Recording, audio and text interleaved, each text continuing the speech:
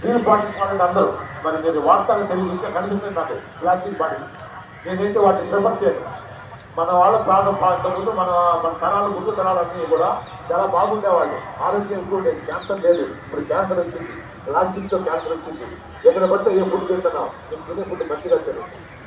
సమయం అయిపోయినట్టుంది, మళ్ళీ మాట్లాడుకుందాం. మీరు ఆరోగ్యాన్ని కాపాడుకోండి, పిల్లల భవిష్యత్తు గురించి ఆలోచించండి. ఎందుకంటే నేను చెప్పేది ఏం లేదు, ఆరోగ్యమే మహాభాగ్యం ఈ రోజు యొక్క ప్రతిపాదన. ఓకేనా? Thank you one and all. Thank you sir. Experience తర్వాత వాల్యుబుల్ వర్డ్స్. ఇంతకుముందు చిట్టుబాబు వాళ్ళు నేర్పించింది మన డ్యూటీస్ గురించి, టీటీ గురించి చెప్పారు.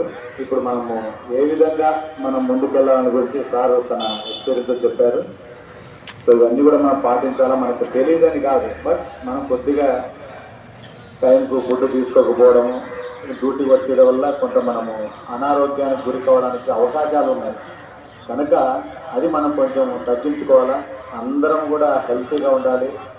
మన ఫ్యామిలీ మెంబర్స్తో పాటు మనం కూడా ఆ కాన్సెప్ట్లో వెళ్ళిపోవాలని చెప్పేసి మా తాపత్రయం.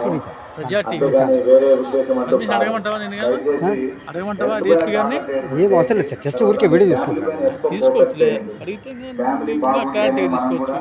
హ్యాపీగా ఉంటునేది మీరు తెలుసుకోవాలా.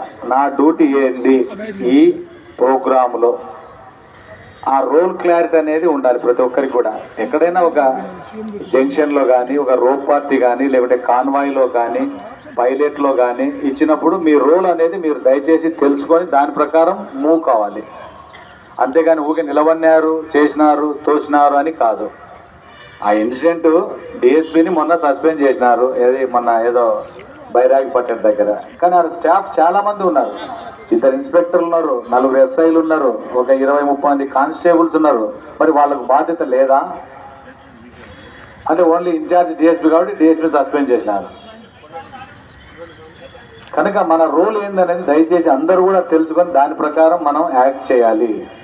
ఏ చిన్న పొరపాటు జరిగినా కూడా అనువను వెతుకుతున్నారు, ఈడ ఎవరున్నారు ఇవన్నీ. నవ్వు జ్యుడిషియల్ ఎంక్వైరీ ఏదో స్టార్ట్ అయింది, అక్కడ కానిస్టేబుల్ పాస్పోర్ట్లు ఉంటాయి కదా, ఆ పాస్పోర్ట్ల ప్రకారం మళ్ళీ ఇవన్నీ కూడా చేస్తూనే ఉన్నారు. కనుక దయచేసి ఎక్కడ కూడా తప్పిదాలు జరగకుండా చూసుకోవాలా, కాన్సన్ట్రేషన్ చేయాలి.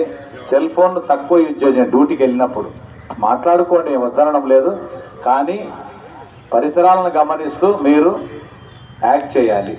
అంతేగాని నీకేదో ఇచ్చినారు, కూర్చోబెట్టినారని చెప్పేసి సెల్ ఫోన్ చూసుకుంటూ కూర్చుంటే ఏం జరుగుతుంది పక్కన తెలియకుంటే ఎట్లా? కనుక ఈ సెల్ ఫోన్ వల్ల కూడా మనం చాలా అనర్థాలు ఉన్నాయి, అనారోగ్యానికి పాలవుతున్నాం.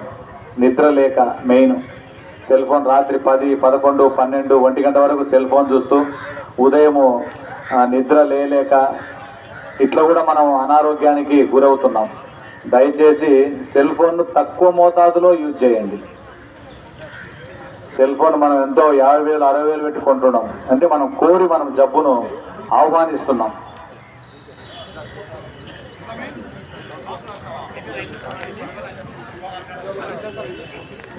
మాట్లాడదాం అయిపోయిందా? ఇది టీమ్ సావధాన్, ప్లీజ్ సిట్ డౌన్. అందరూ షూ వేసుకో, కూర్చోండి. అందరు కూడా అందరూ కూర్చో, నిదానంగా నింపాదిగా బై నంబర్లో షూ వేసుకోండి.